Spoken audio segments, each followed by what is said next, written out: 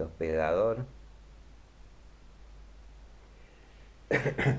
Bien, entonces ahora vamos a pasar a ver, ¿no es cierto?, cómo, ¿no es cierto?, las distintas aleaciones, en este caso de los aceros, se definen a través de las normas, ¿no es cierto?, específicas según los diseños a los que van a ser sometidos.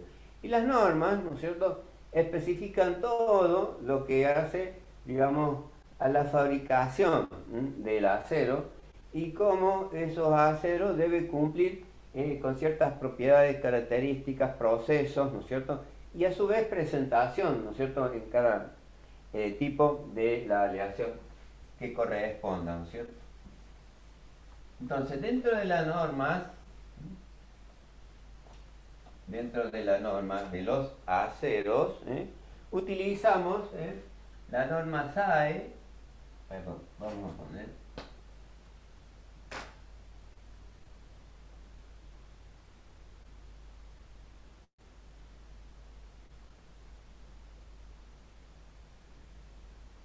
normas o normalización sería, ¿no es cierto? Utilizando la norma SAE y la norma AISI, que son normas americanas, ¿no es cierto?, en el concepto de su uso. También las hay normas, ¿no es cierto?, de otros países y regiones, ¿cierto?, que van a definir también las propiedades y la homologación, ¿no es cierto?, que se pueden presentar entre ellas, ¿no es cierto?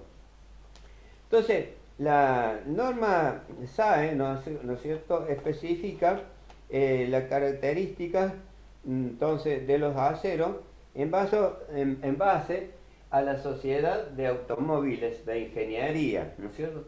O sea, Sociedad, digamos, de Ingeniería, Engineering Automóviles.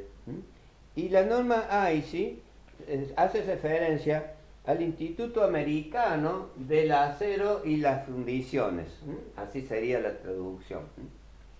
Acero es steel en inglés y iron, o sea, la I es fundiciones, ¿no es cierto? Aleaciones aceros y aleaciones de fundición, ¿no es cierto?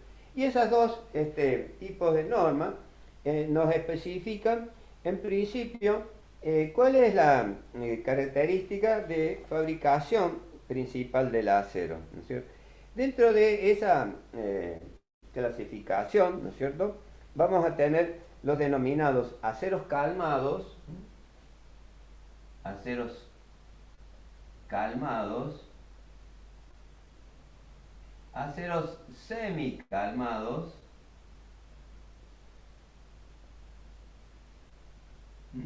y aceros efervescentes.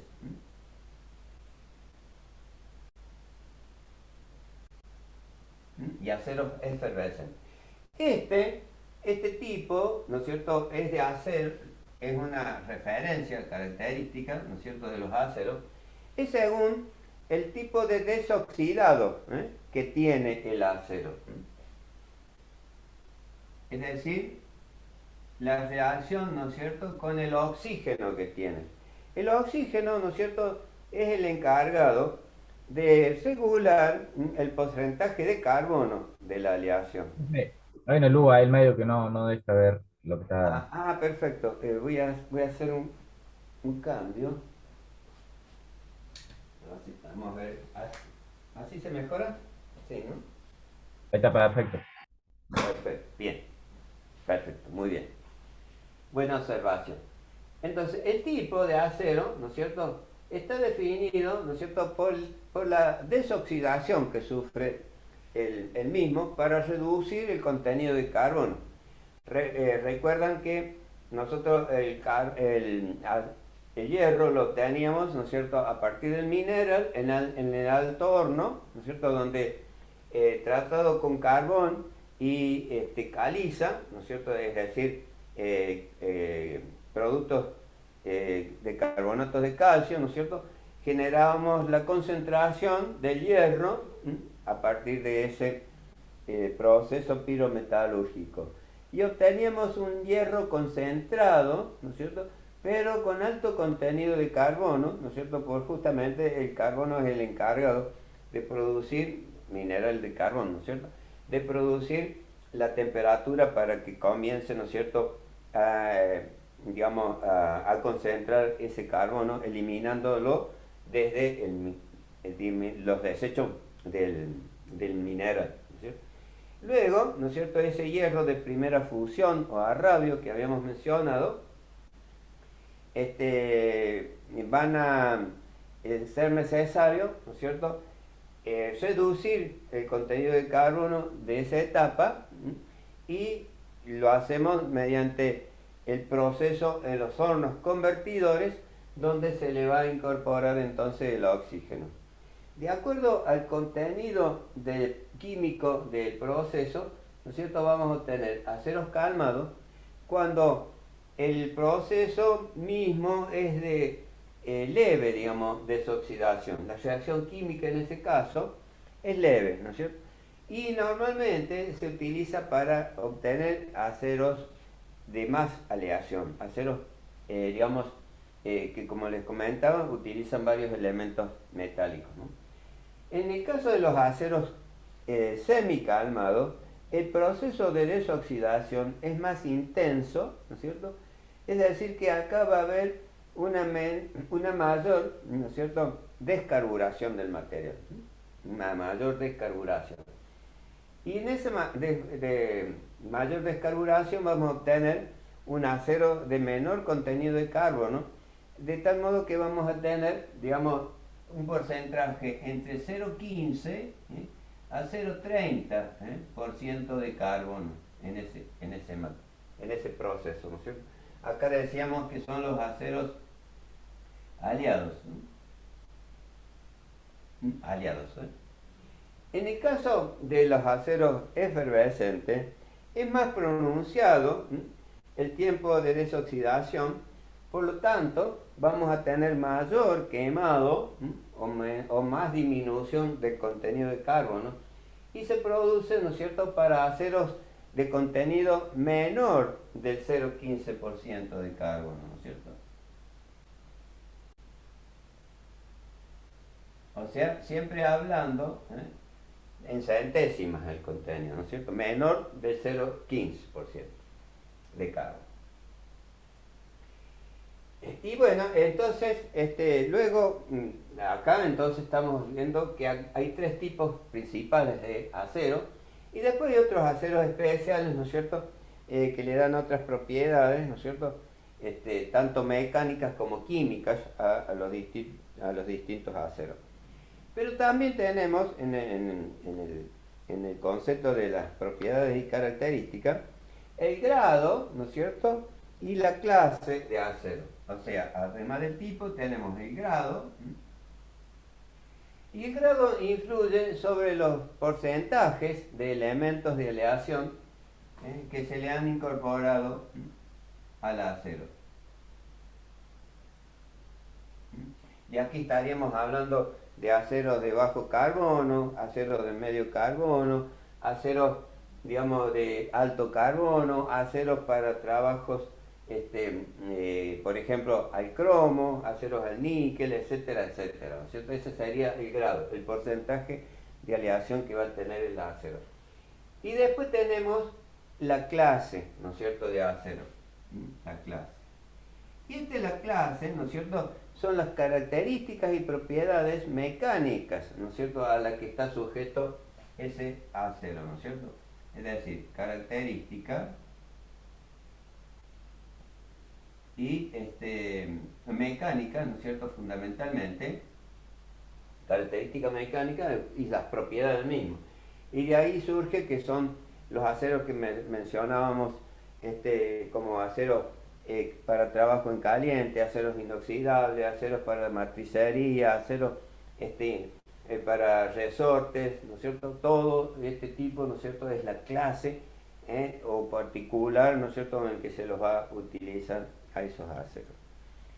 Entonces, luego de esta clasificación, la norma SAE, por ejemplo, emplea una designación, ¿no es cierto?, según el tipo de acero.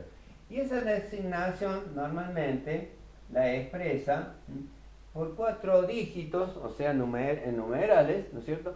Donde aquí vamos a tener un orden de esos dígitos. Por ejemplo, acá vamos a tener un A0, ¿no es cierto? Que podemos decir, comenzando por el 1, el 1 significa que tiene un aleante, ¿no es cierto?, el hierro, o sea, para las aleaciones de hierro.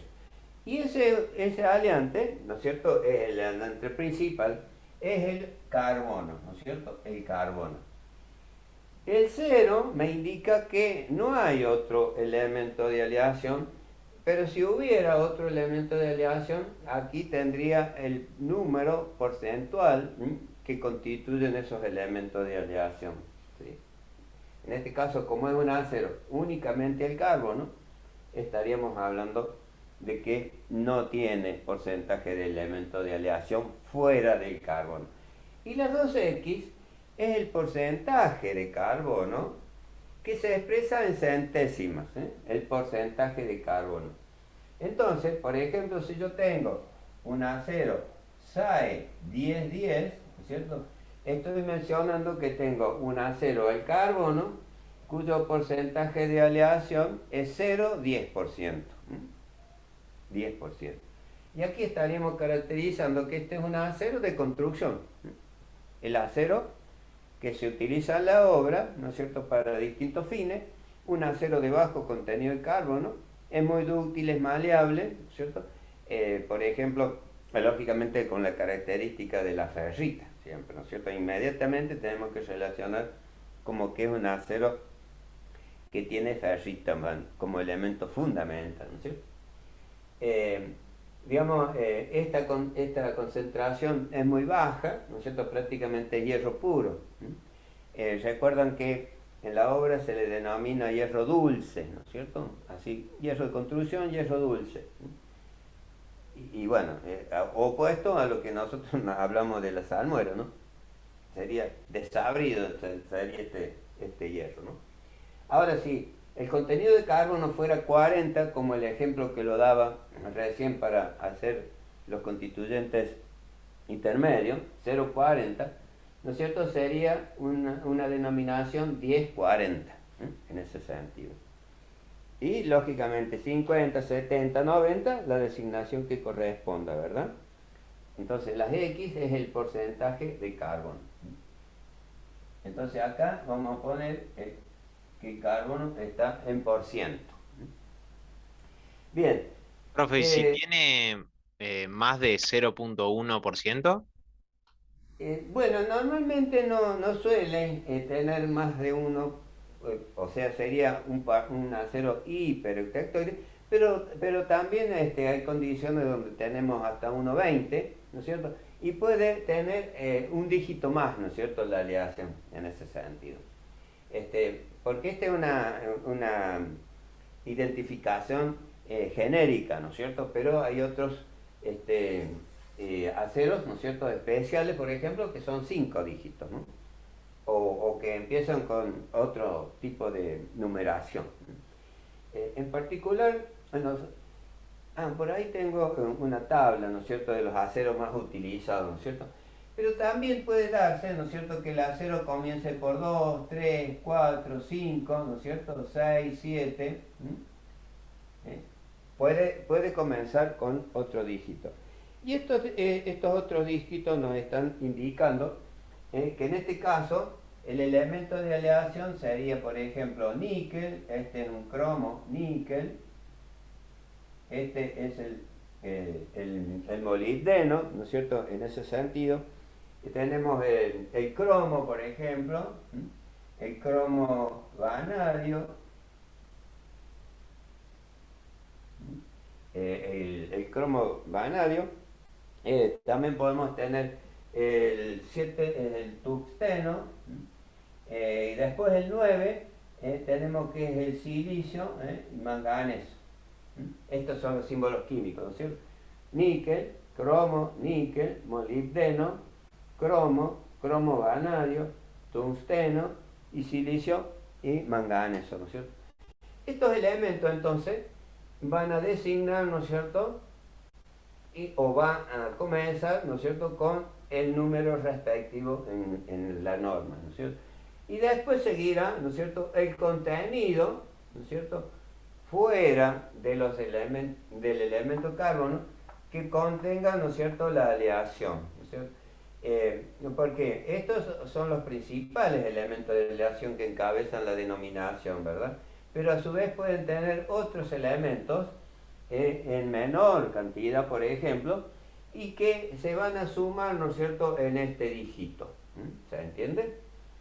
Por ejemplo, un acero utilizado por su alta resistencia, ¿no es cierto?, es un acero que contiene el molibdeno, y ese acero, ¿no es cierto?, puede ser el 4340, el 4340, que es un acero que contiene molibdeno y otro elemento, que puede ser cromoníquel, molibdeno, ¿no es cierto?, tiene un 3% de esos elementos de aleación y 0,40% de carbono, ¿no es cierto?, como lo estábamos indicando acá.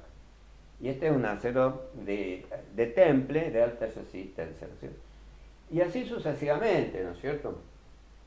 Por ejemplo, los cromoníquel son aceros inoxidables normalmente, ¿no es cierto? Es decir, que tienen alta resistencia a la oxidación, ¿no es cierto? Por lo tanto, no se oxidan con facilidad. Y después también hay aceros, ¿no es cierto?, resistentes a la corrosión, como los que tienen aleación de cobre, por ejemplo. Los aceros con que se construyen, por ejemplo, los puentes, ¿no es cierto?, tienen cobre, porque justamente son resistentes a la corrosión atmosférica, ¿no es cierto?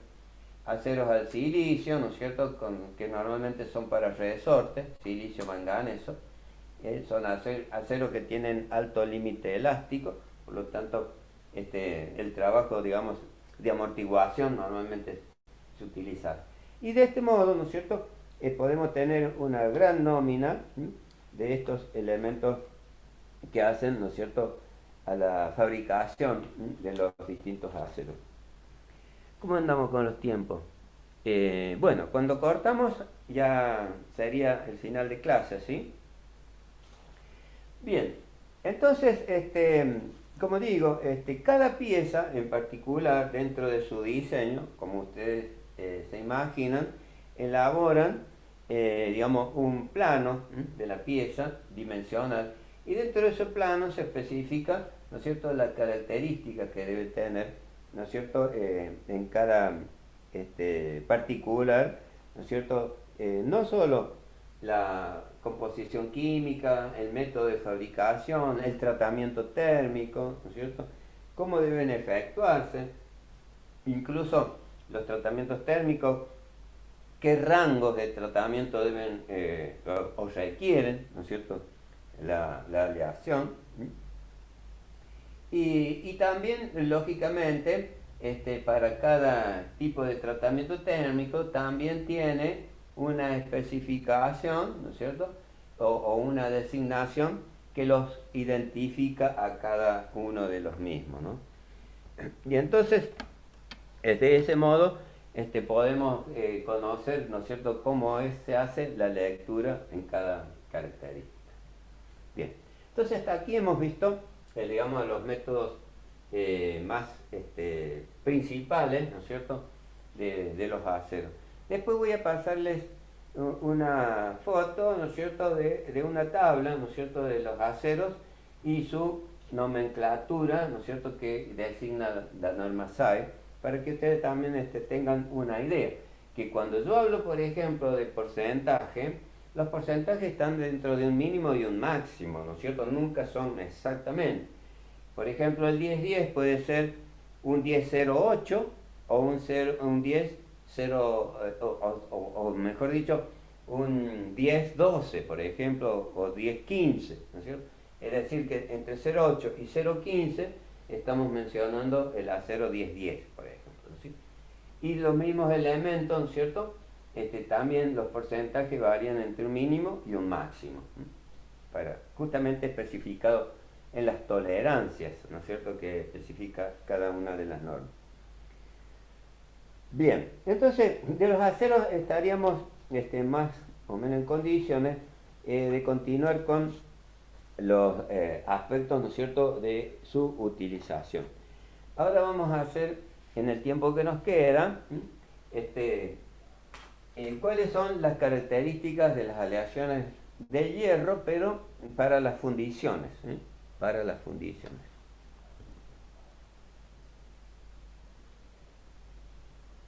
Así lo vemos, ¿sí? Bueno.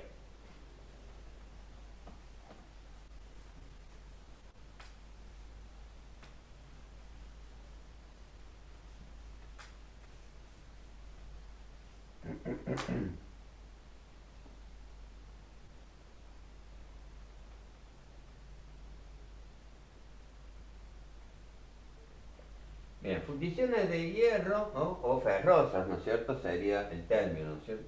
Y aquí vamos a hacer, ¿no es cierto?, más o menos, la composición química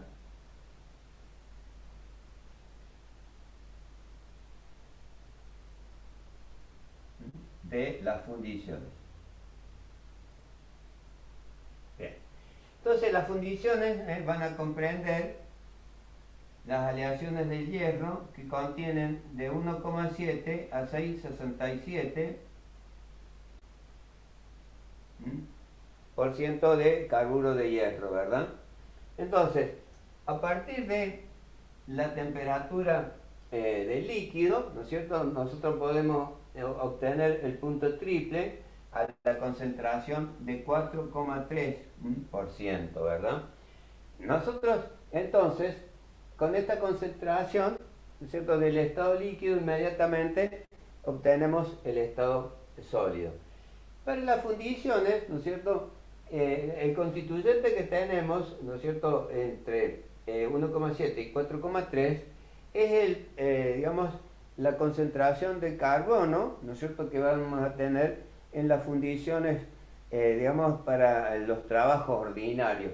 Y esa concentración está entre 2,5 a 3,5%. Ese es el rango para la fundición. Es decir, que concentraciones mayores de 4,3% no existen como procesos prácticos de la fundición. Y aquí, ¿no es cierto?, tenemos un ingrediente más, ¿no es cierto?, que se agrega al hierro y carburo de hierro, que es fundamentalmente el silicio. El silicio. Para obtener, digamos, el proceso adecuado, ¿no es cierto?, para producir ese concepto, ¿no? Ustedes recuerdan que cuando hablábamos de el pan dulce, ¿no es cierto?, hablábamos de la característica de las fundiciones por la cantidad de ingredientes, ¿no es cierto?, que utilizamos, ¿no es cierto?, y a su vez para definir, digamos, la cocción, ¿no es cierto?, que tenía el producto en ese caso. Para las fundiciones, entonces, el agregado de este elemento, entre ellos, luego agregado de manganeso, azufre y fósforo, ¿cierto?, vamos a obtener el caldo, digamos, necesario para que del estado líquido nosotros produzcamos una pieza que puede ser muy compleja, ¿no es cierto?, en un molde. Y esa característica del caldo, ¿no es cierto?, el estado líquido de ese material, ¿no es cierto?, tiene que tener fusibilidad, es decir, que se pueda fundir a una temperatura menor, ¿no es cierto?, que la que el diagrama se presenta, y a su vez colabilidad. Y la colabilidad es el concepto, ¿no es cierto?, de que fluido, ¿no es cierto?, el estado de la aleación pueda, ¿no es cierto?, circular y llenar, ¿no es cierto?, todo el molde, aún aquellas zonas, ¿no es cierto?, donde puede haber cambio de secciones estrechas o tener, digamos, espesores delgados, ¿no es cierto?, donde si el material no tuviera esa capacidad, ¿no es cierto?, de conducirse, ¿no es cierto?, a través de las paredes del molde, ¿cierto?, no fueran posible o no tuviéramos una pieza de buenas características. Y estos elementos, entonces, lo que hacen es disminuir la temperatura de fusión del eutéctico y a su vez trasladarla hacia la izquierda, ¿no es cierto? O sea, que se viene aproximadamente a esta temperatura y a esta concentración que mencionábamos 3,5, y acá, ¿no es cierto?, se prolonga el diagrama, ¿no es cierto?, de este tipo, y acá tendríamos entonces la característica que se denomina diagrama metaestable en este sentido, ¿no es cierto? Y esta temperatura que ustedes recuerdan era de 1145 grados, aquí se traslada aproximadamente a 960 grados. Y lógicamente esa menor temperatura hace que también, ¿no es cierto?, el volumen, ¿no es cierto?, de la pieza obtenida en el molde tenga una menor contracción, por lo tanto prácticamente salga con exactamente el mismo dimensionalmente al molde que hemos producido, ¿no es cierto?, para obtener la pieza. Entonces, el contenido de silicio está normalmente entre 0,5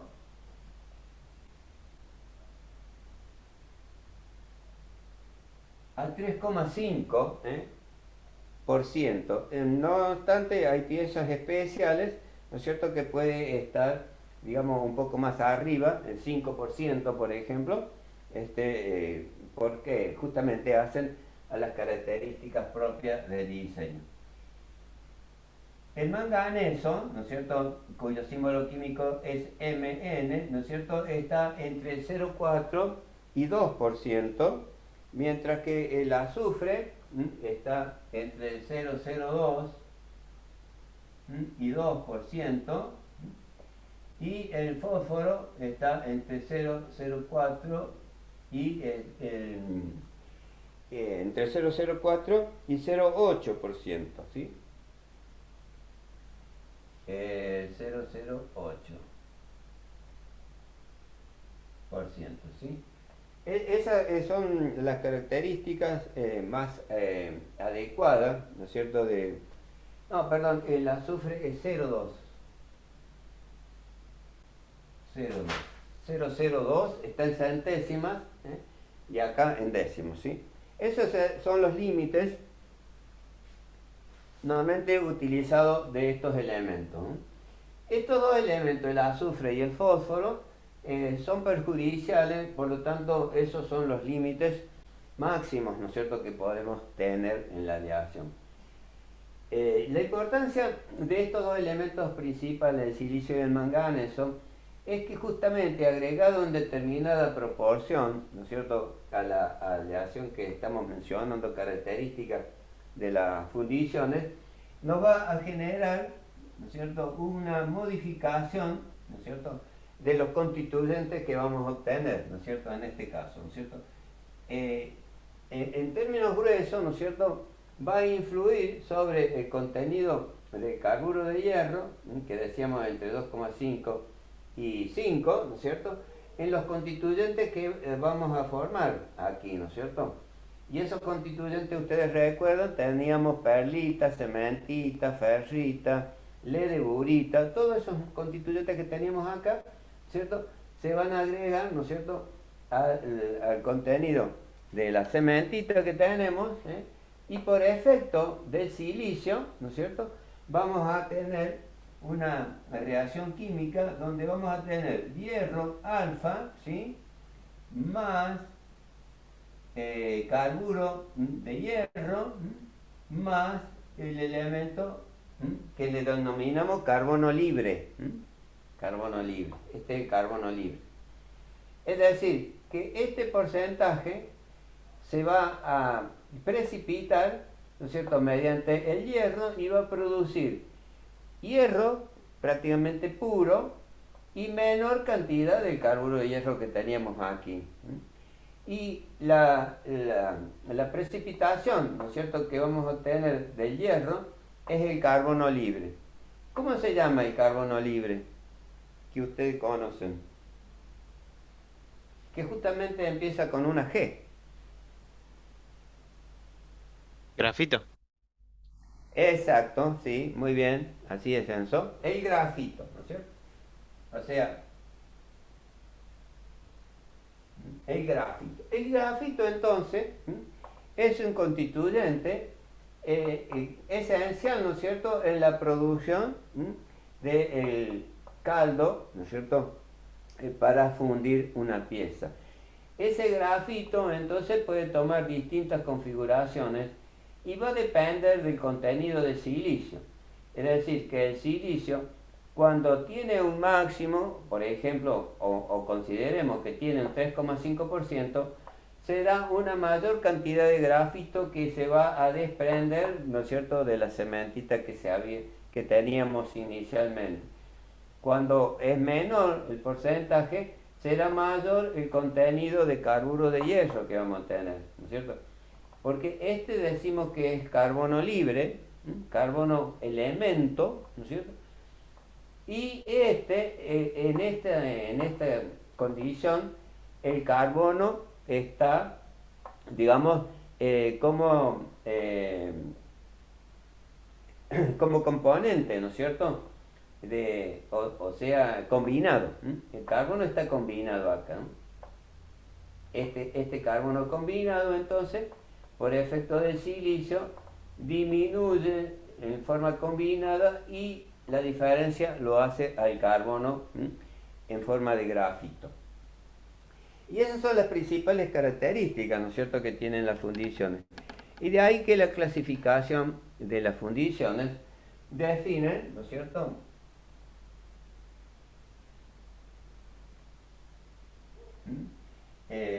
las fundiciones por esta naturaleza, ¿no es cierto?, se clasifican en gris, ¿no es cierto?, blanca o atruchada.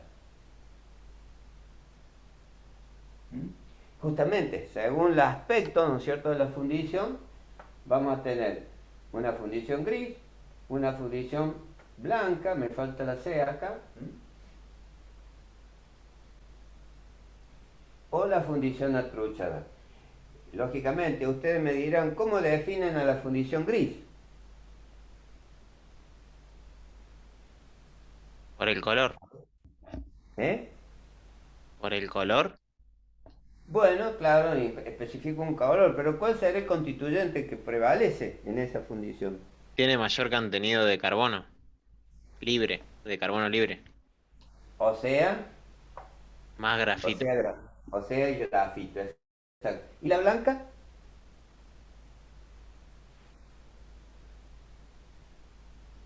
Y ahí va a tener menor cantidad de grafito libre. Claro, y va a tener más Más hierro. Ah, más cementita. carbono, va a tener más carbono combinado. ¿Ese carbono combinado es la cementita, profe? Claro, exacto, es esta y es esta en principio. Entonces el aspecto, ¿no es cierto?, del carbono combinado le va a dar una textura, ¿no es cierto?, una, digamos, apariencia, ¿no es cierto?, de ser próxima, ¿no es cierto?, al brillo que tendría el acero. Naturalmente, el constituyente, ¿no es cierto?, va a ser de mayor contenido de cementita, ¿no es cierto?, menor grafito, y por supuesto la resistencia mecánica, ¿no es cierto?, va a ser mayor, ¿no es cierto?, en la fundición blanca que en la fundición gris, ¿verdad? Justamente por ese efecto, que acá decíamos que la cementita era el constituyente de máxima resistencia, máxima dureza en la constitución, ¿no es cierto?, de las aleaciones de hierro. Y la fundición atruchada sería una fundición intermedia, ¿no es cierto?, en este sentido, ¿no es cierto?, entre las dos, gris y la blanca. Ahora, importante conocer, ¿no es cierto?, que esta reacción química, ¿no es cierto?, también va a dar, ¿no es cierto?, la característica que va a prevalecer, ¿no es cierto?, en el producto o en la pieza fundida. ¿Por qué? Porque lógicamente para que se produzca esta reacción con estos reactivos, valga la redundancia, ¿no es cierto?, va a ser, ¿no es cierto?, cuál es el término, ¿no es cierto?, que se genera el resultado. O sea, lo que vamos a obtener, ¿no es cierto?, de este término, ¿no?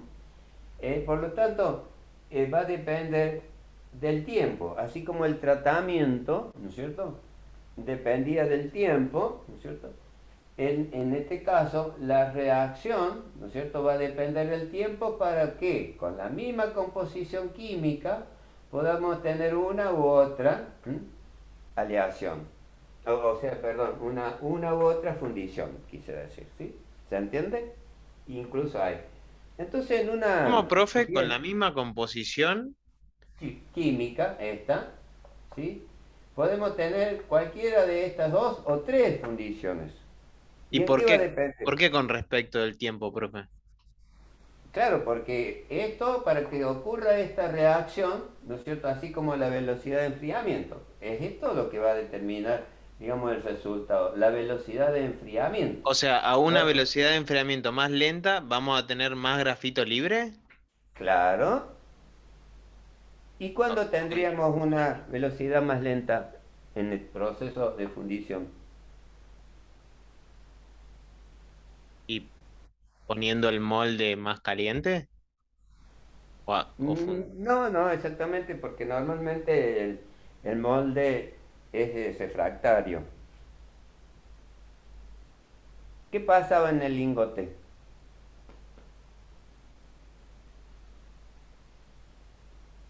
Las paredes se enfrían más rápido.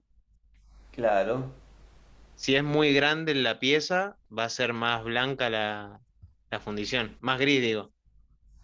claro, correcto, correcto.